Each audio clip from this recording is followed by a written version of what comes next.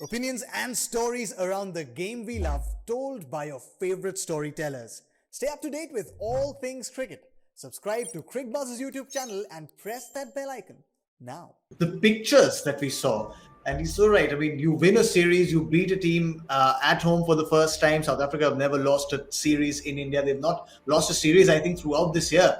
To beat that team, you'd think that would bring happiness. And yet, AJ, the way this defeat for South Africa panned out towards the end, the kind of beating that your death bowlers have had and the problems that have persisted for a very long time, it just didn't feel like a big series win, at least on the faces of those players.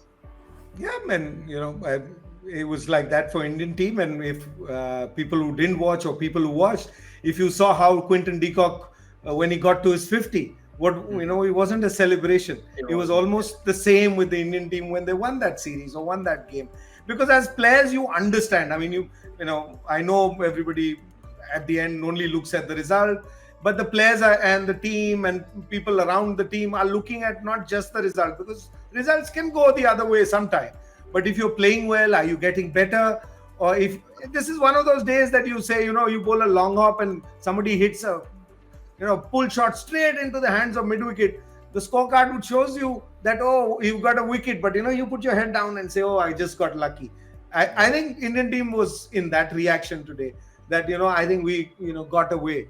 When they would be worrying more, saying, "Arey yaar, we got away in a game after scoring 234. What will happen when we don't score 234?" This will put pressure onto the Indian batting, and I think not forget about the World Cup game. The next game that we're going to watch in Nagpur is going to be a cracker. I can assure you that, because the pressure now comes on India. If they bat first, they have pressure. If they bat second, they have pressure, and that bowling, which has soaked in all the pressure. In fact, at the end of the day, they've still won. I mean, if I was part of that team and I had to talk to the team, you'd want to bring them up and say, listen, you soaked that pressure. They probably will be a little more relieved, and they would come out better in that next game. It'll be a batting that I'd be very interested to see how we approach and what total that we get.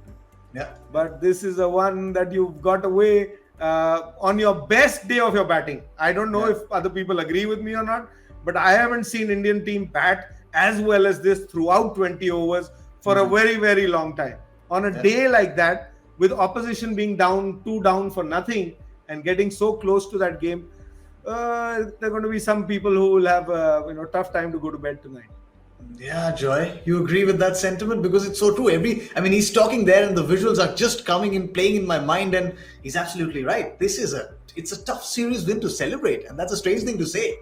Yeah, and not only that, you look at what you say with the Indian batting. See, if India had one guy, Rahul, get a big 120 or something and do it, that would have been a different thing. Here, all your guys are fired. Rohit is fired, Rahul is fired, Virat has fired, Surya is fired, Karthik is finished. Ideal. Everyone has got, the dress rehearsal for the World Cup. Everyone's done their job. It's not one big innings. After that, to see, so it's as good as you can ever get, because when one player does really well, that's great.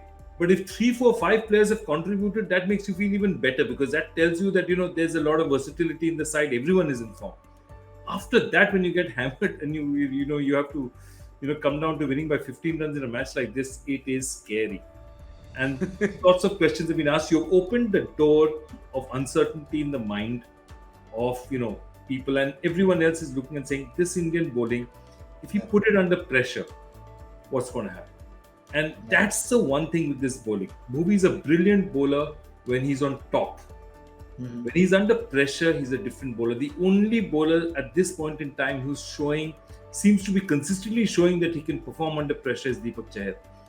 And just let's hope he holds up physically.